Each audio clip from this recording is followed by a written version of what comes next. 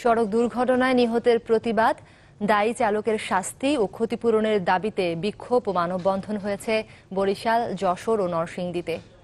গতকাল সড়ক দুর্ঘটনায় 7 জন নিহতের প্রতিবাদে সকালে বিক্ষোভ মিছিল বের করে সড়ক অবরোধ করেন বরিশাল বিএম কলেজের শিক্ষার্থীরা। পরে সিটি মেয়র সেরনিয়াবাদ সাদিক আব্দুল্লাহর আশ্বাসে তারা অবরোধ তুলে নেন। এদিকে পল্লী বিদ্যুৎ সমিতির পিকআপের ধাক্কায় পা হারানো স্কুল ছাত্রী নিপার ক্ষতিপূরণ সহ 7 দফা দাবিতে 2.5 ঘন্টা বেনাপোল যশোর সাতক্ষীরা সড়ক অবরোধ করে রাখেন শিক্ষার্থীরা। এছাড়া নরসিংদীর বারুইচায় কাভার্ড ভ্যানের চাপায় স্কুল ছাত্র নিহতের প্রতিবাদে সড়ক অবরোধ করেন শিক্ষার্থীরা।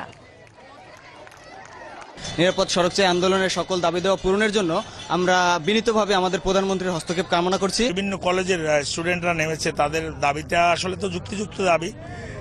আমি তাদের আশ্বাস দিয়েছি এবং তারা আমার কথায় ফিরে গিয়েছে। পরশুদিন আমরা তাদের নিয়ে, তাদের নেতৃবৃন্দ নিয়ে এবং মালিকদের নিয়ে, প্রশাসন নিয়ে আমরা বসবো।